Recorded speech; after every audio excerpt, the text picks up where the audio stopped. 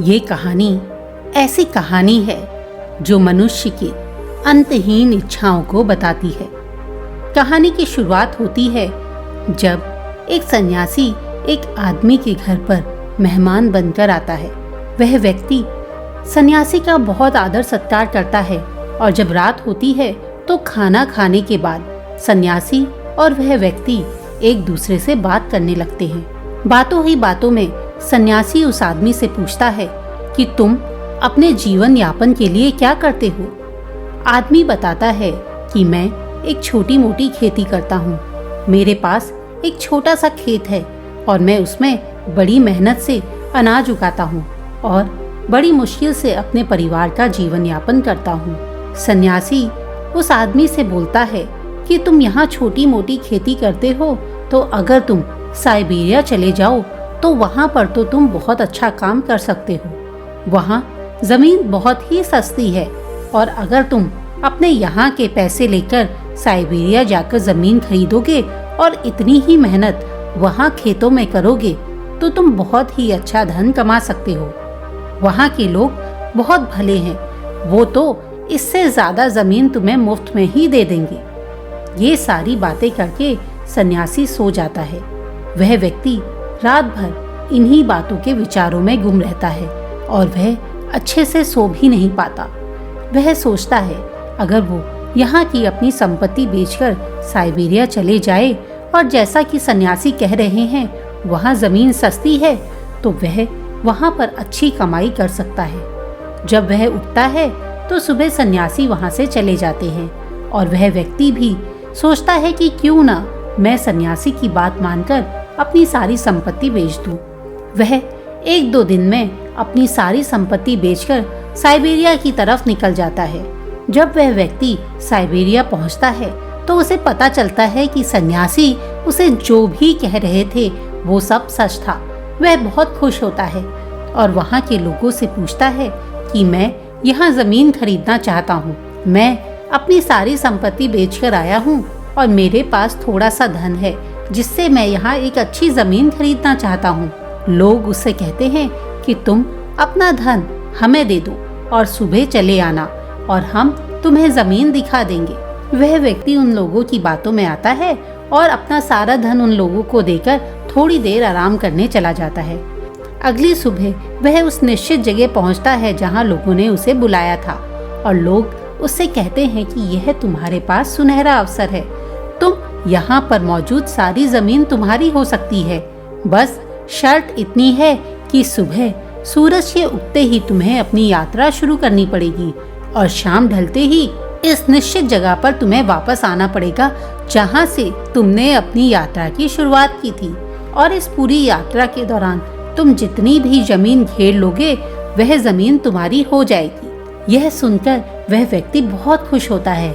उसे लगता है ये सुनहरा मौका है और इस मौके से वह बहुत सारी जमीन अपने नाम कर सकता है।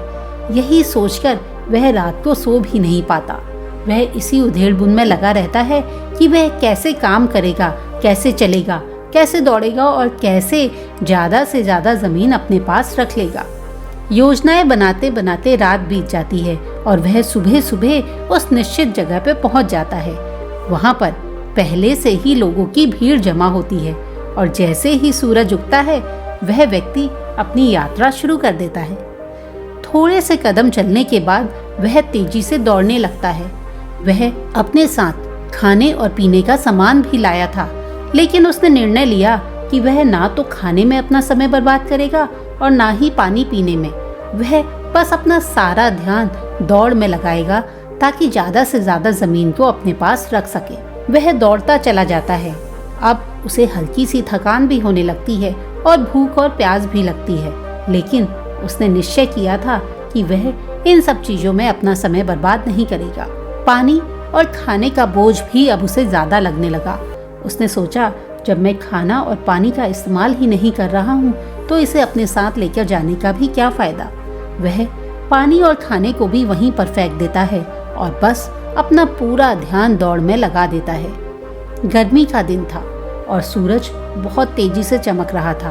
वह दौड़ते दौड़ते बहुत थक जाता है, लेकिन जैसा उसने निश्चय किया था कि उसे ज़्यादा से ज़्यादा ज़मीन लेनी है, इसलिए वह अपना पूरा ध्यान बस दौड़ने पर केंद्रित रखता है। 12 बज जाते हैं और अब उसे वापस आना था, क्योंकि अगर वह 12 बजे नहीं लौटा तो उसे लौटने में मुश्किल होगी। लेकिन ठीक उसी समय उसे सामने बहुत उपजाऊ ज़मीन दिखाई देती है और उसे लगता है कि अगर वह यह ज़मीन अपने पास ले आएगा तो वह बहुत अच्छे से खेती कर पाएगा। और इसी इच्छा और लालच के साथ वह अपनी दौड़ जारी रखता है। अब उसे वाकई भूख और प्यास बहुत तेजी से लगने लगी, लेकिन अब ना तो उसके पास खाना था और ना ही पानी, वह तो उसने रास्ते में ही फेंक दिया था। चलते चलते 2 बज जाते हैं। वह लौटना तो नहीं चाहता था, लेकिन उसे लौटना पड़ेगा, क्योंकि उसने अगर 2 बजे भी लौटना शुरू नहीं किया तो वह वापस नहीं लौट पाएगा। लेकिन यह क्या, अब सामने और भी सुंदर जमीन है। उसे यह जमीन देखकर और भी लालच आ जाता है, पर वह मन ही मन घबराता है। उसे लगता है अगर वह अब भी आगे बढ़ता रहेगा तो वह वापस नहीं लौट पाएगा। लेकिन यह जमीन वाकई में बहुत खूबसूरत थी। उसने सोचा कि चलो थोड़ी सी जमीन को घेर लिया जाए और फिर वापस लौटना शुरू किया जाए। वह अपनी पूरी जी जान लगाकर आगे की ओर बढ़ना शुरू कर देता है। अब उसे चिंता होने लगी। सूरज डूबने की ओर बढ़ता चला जा रहा था। उसने निश्चय किया कि अब उसे वापस लौटना चाहिए। वह वापस लौटने की शुरुआत करने लगा, लेकिन उसने जाने में ही अपनी सारी दम और ताकत झोंक दी थी। उसने अपनी शुरुआत दौड़ दौड़ कर करी थी। अब लौटते समय ना तो उसमें शक्ति बची थी और ना ही वो जोश। फिर भी उसने अपना चलना जारी रखा और काफी हद तक तेजी से आगे बढ़ता रहा। वह दौड़ना चाहता था, लेकिन उसके कदम उसका साथ नहीं दे रहे थे। सूरज भी मानो तेजी से भाग रहा था, लेकिन उसके कदम भागने को तैयार नहीं थे। वह पूरी दम और जोश के साथ आगे बढ़ता रहा, लेकिन उसका शरीर साथ नहीं दे रहा था। लेकिन भूख और प्यास उसके शरीर पर हावी हो रही थी और दौड़ते दौड़ते वह गिरने लगा। वह एक बार गिरा और फिर दोबारा हिम्मत करके उठा। वह दौड़ रहा था। अब उसे सामने खड़े हुए लोग दिखाई दे रहे थे, लेकिन उसके कदम आगे बढ़ने को तैयार नहीं थे और अब वह पूरी तरह टूटकर नीचे गिर चुका था। सूरज की आखिरी कोर क्षितिज पर पहुंच गई थी और वह घसीटते हुए अपने शरीर को आगे बढ़ाने की कोशिश कर रहा था, लेकिन उसका शरीर जिस जगह पे था उससे आगे नहीं बढ़ रहा था। वहीं सूरज डूबा और उसने जमीन पर ही दम तोड़ दिया। सारे गांव के लोग, जिन्हें वह सीधे साधे लोग समझ रहा था, हंस रहे थे। वह एक दूसरे से बात कर रहे थे कि यहाँ पर तो ऐसे पागल रोज आते हैं। यहाँ इस बात का कोई अपवाद है ही नहीं। आज तक ऐसा कोई आदमी नहीं आया जो इस जमीन का मालिक बन सके, क्योंकि यहाँ सब लालची लोग आते हैं। कोई ऐसा नहीं आता जिसमें अपने लालच को बांधने की शक्ति हो, जिसमें संतोष हो, क्योंकि जिसमें संतोष होगा वो अपनी जमीन बेचकर यहाँ आएगा ही नहीं। दोस्तों, ये कहानी एक कहानी नहीं है, ये हमारी जिंदगी की कहानी है। हम सब भी यही कर रहे हैं, दौड़ रहे हैं कि कितनी जमीन और घेर लें, कितना पैसा और जमा कर लें। 12 भी बज जाते हैं, दोपहर भी हो जाती है और लौटने का समय भी हो जाता है, मगर हम सोचते रहते हैं कि हम थोड़ा और दौड़ लें। ना तो हम खाने की फिक्र करते हैं, ना ही प्यास की फिक्र करते हैं। हम बस और ज़्यादा घेरने की फिक्र करते हैं। हमारे पास जीने का समय ही कहाँ है।